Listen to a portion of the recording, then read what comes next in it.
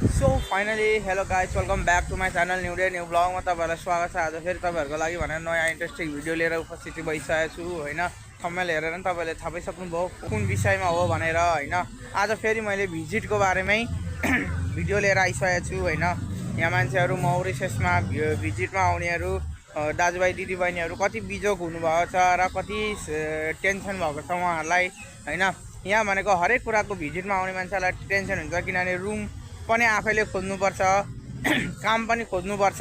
भनेको पैसा पठाउनलाई भिजिटमा आएको मान्छेलाई पैसा पठाउनलाई एकदम गाह्रो छ, किनभने भिजिटमा आइसकेपछि पैसा पठाउनलाई वर्क पर्मिट चाहिन्छ होइन। वर्क पर्मिट चाहिन्छ, पासपोर्ट त तपाईँहरूसँगै हुन्छ, वर्क पर्मिट बिना हुँदैन। किनभने वर्क पर्मिट भयो भने त तपाईँहरूलाई पैसा सेन्ड गर्न पाउनुहुन्छ। अनि अर्को कुरो भनेको तपाईँहरूले पैसा महिनाको मन्थली सेलेरी आएपछि तपाईँहरूलाई ब्याङ्कको एकाउन्ट पनि चाहिन्छ होइन। ब्याङ्कको एकाउन्ट बिना चाहिँ तपाईँको हुँदैन। अब तपाईँले मनी ट्रान्सफर गर्नुभयो भने त त्यसमा पनि तपाईँहरूलाई वर्क पर्मिट चाहिन्छ। अनि पैसा चाहिँ के गरी पठाउने त भनेर अर्कालाई हाल्न लाउँदाखेरि कसैले चोरेर हिँडिदिने, लिएर भागिदिने जस्ता कार्यहरू हुन्छ होइन। तपाईँहरू भिजिटमा आउनुभन्दा पनि नआउनै ठिक छ म चाहिँ भन्छु होइन। वर्किङ भिजामै आउनुहोस्, राम्रो हुन्छ। भिजिटमा कसैलाई मात्र ठिक हुन्छ होइन। तर पैसा हाल्नलाई चाहिँ अब हाम्रो पात्रको थ्रुबाट हाल्न सकिन्छ। त्यसको लागि पनि त मौरिसियसको एकाउन्ट चाहिन्छ, यहाँ ब्याङ्कको एकाउन्ट चाहिन्छ, तब मात्र सकिन्छ होइन। कतिपय मान्छेहरू भिजिटमा आएर यहाँ थुप्रो बिजोग हुनुभएको छ। कसैको पैसा हाल्दैन भनेर दिएपछि तिनीहरूले लिएर भागेका छन्। कतिले 1000को 30 रुपियाँको हिसाबले लिने गरेका छ। यस्ता प्रक्रियाहरू मौरिसियसमा धेरै छ र तपाईँहरू आफ्नै कारणले चाहिँ तपाईँहरू दुःख पाउनु भएको छ होइन। अलिकति सतर्क हुनु, यस्तो कुराहरूमा अलिक विचार गर्नु। तपाईँहरू यहाँ भिजिटमा आउँदै हुनुहुन्छ भने तपाईँहरूलाई पनि एकदम सोचेर मात्र आउनु होला, किनभने मौरिसियसमा भिजिटमा आउने मान्छेलाई धेरै नै गाह्रो छ। किनभने यहाँको ब्याङ्कले मात्र पैसा पठाउने होइन, यहाँको वर्क पर्मिट पनि चाहिन्छ होइन। वर्क पर्मिट बिना तपाईँहरूले पैसा पठाउन पाउनुहुन्न नेपाल। अनि यहाँको तपाईँहरूले यहाँ रुम हत्तापत्ता पाउनुहुन्न। पाइहाल्नुभयो भने एउटा रुमको 5000 6000 एउटा रुमको त्यत्रो पैसा तिर्नुपर्छ होइन। भिसामा आउनु भने त तपाईँहरूले त कम्पनीले नै रुम दिन्छ।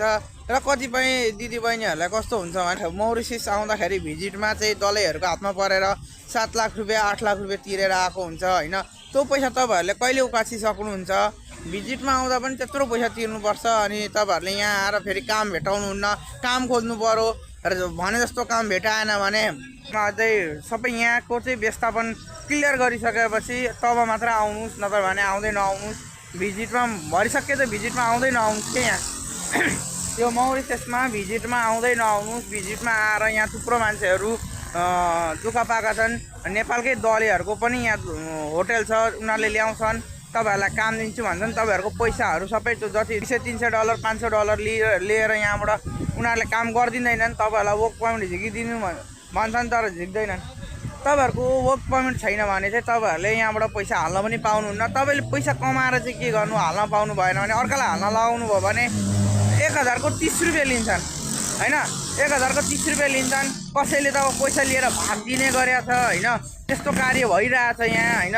एउटा यहाँ हाम्रो रुमदेखि तलपट्टि 2 जना दिदीहरू भिजिटमा आउनुभएको रहेछ। उहाँहरूको पनि 50,000 रुपियाँ खाएर भाग्दैछ। म पैसा हालिदिन्छु भनेर लिएर गएर अहिलेसम्म त्यो मान्छे भेटाएकै छैन होइन। त्यो दिदीले अब उहाँलाई सम्पर्क गर्दाखेरि ब्लग हानेको रहेछ। कति ब्लग हानेको रहेछ। 2टा दिदीको पैसा चाहिँ एकदम 50,000 रुपियाँ। मौरिसियसको 50,000 रुपियाँ भनेको लगभग 1.5 लाख रुपियाँ जतिको पैसा चाहिँ उहाँ त्यो दाइले चाहिँ एकदम लिएर भागिदिनु भएको छ। त्यस्तो एकजनाको मात्र होइन, यहाँ थुप्रोको त्यस्तो हुने गरेछ। र भिजिटमा आउनेलाई चाहिँ अलिक सतर्कै भन्छु होइन, सतर्क रहनु होला।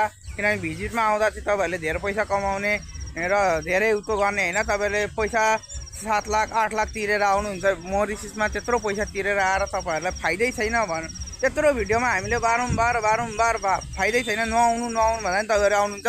हिजो अस्ति भर्खर एउटा दिदीले 6 लाख रुपियाँ तिरेर आएको अरे। काम अहिलेसम्म भेटाएको छैन। रुमको भाडा 5000 रुपियाँ, एउटा रुमको 5000 रुपियाँ भन्दै हुनुहुन्थ्यो।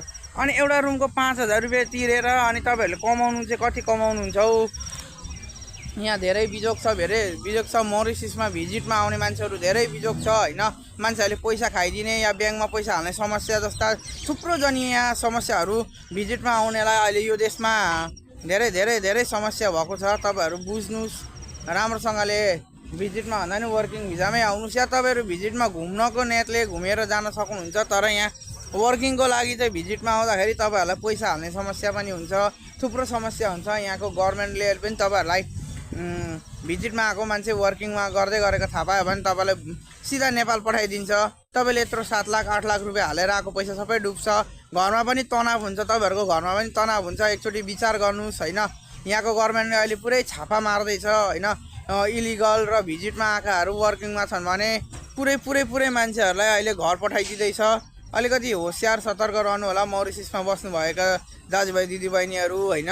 र दलालको हातमा परेर पनि तपाईँहरू नफस्नुहोस्, किनभने यहाँ हिजो आज एकदम यहाँ मान्छेहरूलाई फसाउने कार्य भइरहेछ होइन। नेपालको मेन पावरले मनपरी पैसा लिने गरेछ। मौरिसियसको लागि यत्रो पैसा लाग्दैन पनि, तरै पनि मौरिसियसमा औधी पैसा हालेर आउने दिदीभाइ दाजुबहिनीहरू हुनुहुन्छ होइन। त्यसरी पैसा औधी नबर्साउनुहोस् होइन। मौरिसियसको लागि यहाँ लाग्दैन पैसा त्यत्रो होइन। 2 लाखदेखि 3 लाखभन्दा बढी तपाईँहरूको यहाँ पैसै नलाग्नु पर्ने हो। भिजिटमा आउनेलाई त 1.5 लाखभन्दा बढी पैसा नलाग्नु पर्ने हो। र पनि अब यहाँ तपाईँहरूले यत्रो 6 लाख 7 लाख रुपियाँ पनि मौरिसियसमा पैसा तिरेर आउनु भएको रहेछ होइन।